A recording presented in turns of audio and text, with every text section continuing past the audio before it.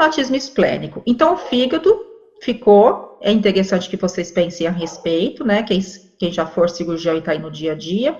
Quantos pacientes vocês já abriram de forma desnecessária no fígado, principalmente com lesão hepática que já tinha se resolvido, e põe na cabeça que o tratamento conservador para traumas, né? Para rupturas de traumas, o tratamento conservador geralmente tem resultado muito positivo também na veterinária, tá?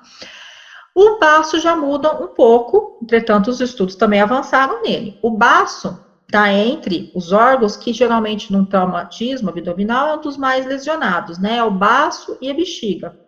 A bexiga a gente nem vai falar detalhes dela aqui, porque a bexiga, quando há uma ruptura de bexiga, a gente não tem uma emergência cirúrgica. A gente tem uma urgência, né, cirúrgica e uma emergência clínica, porque o problema ali vai ser derramamento de urina, que vai aumentar o potássio, e ele vai ter outros problemas, né, que eu falo que é uma emergência cirúrgica, né. O abdômen é emergência médica e não emergência cirúrgica. Nós vamos corrigir o problema, né, fazer uma cistografia aí no melhor momento de estabilidade para o paciente. Então, voltando aqui no baço. O baço e a bexiga talvez sejam os dois realmente que mais sofrem com os traumatismos.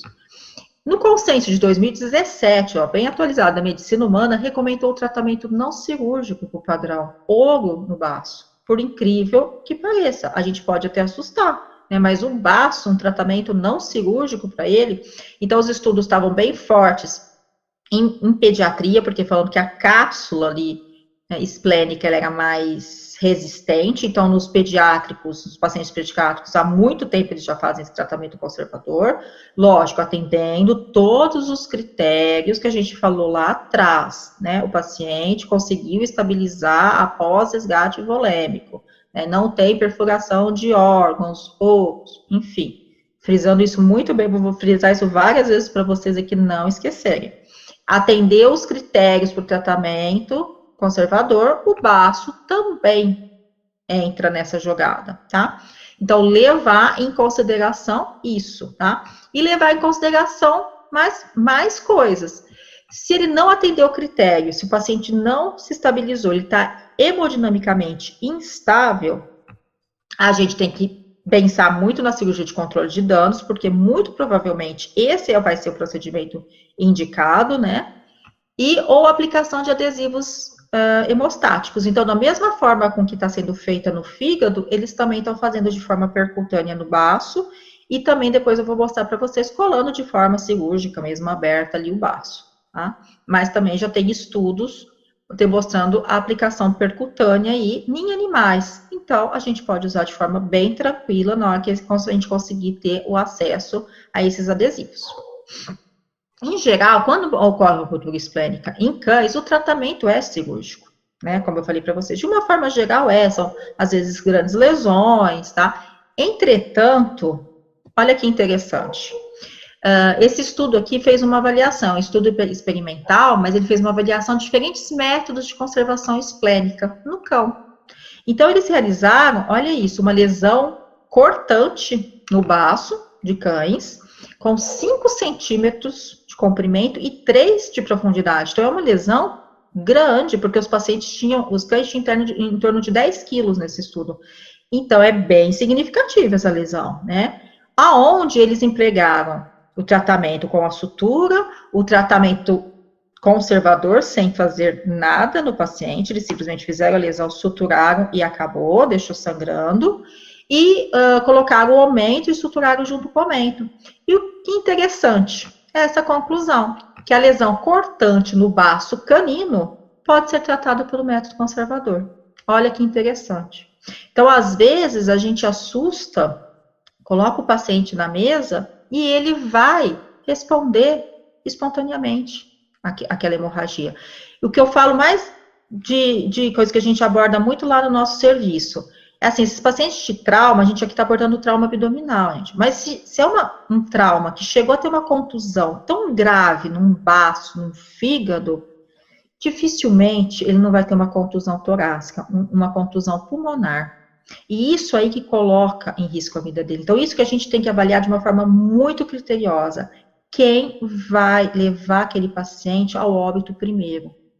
É a contusão pulmonar ou é uma hemorragia no baço que os estudos estão indicando que ele tem chance de parar espontaneamente, que os estudos já afirmaram há bastante tempo no fígado que vai parar espontaneamente.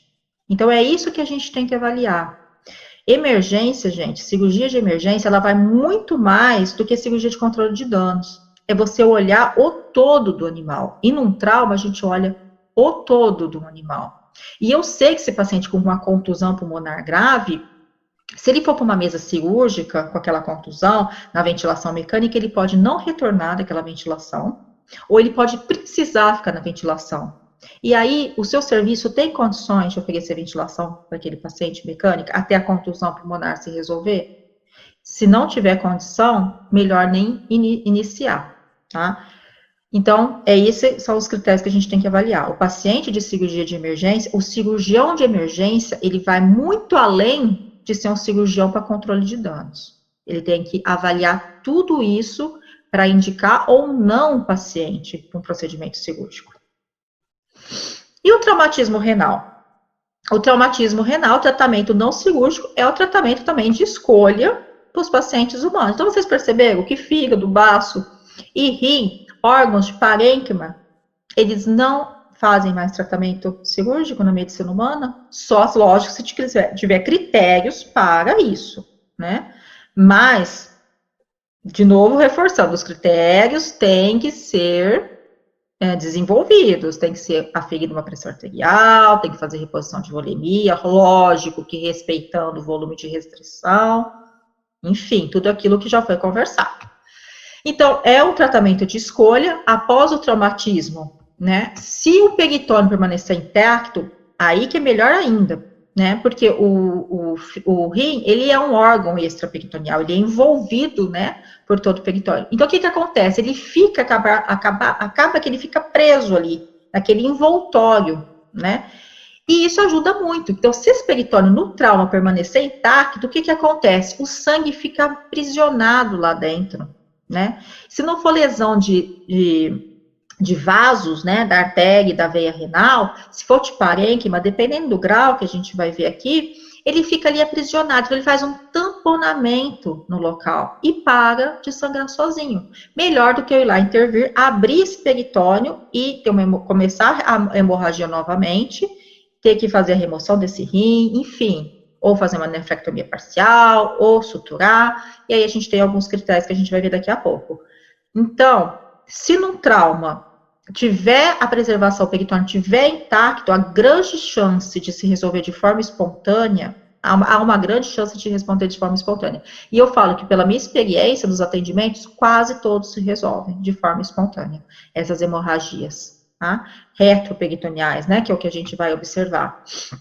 Assim, muitas vezes não há necessidade da abordagem cirúrgica nesses pacientes, exceto, como eu falei para vocês, no caso onde ocorre uma lesão no pedículo renal, laceração completa de junção ureter-pélvica, então ureter também lesionar, então tem uma lesão ali na região dos vasos, do ureter, aí sim a gente vai fazer, tem uma indicação de abordagem cirúrgica, né, tratamento de urina e tudo mais.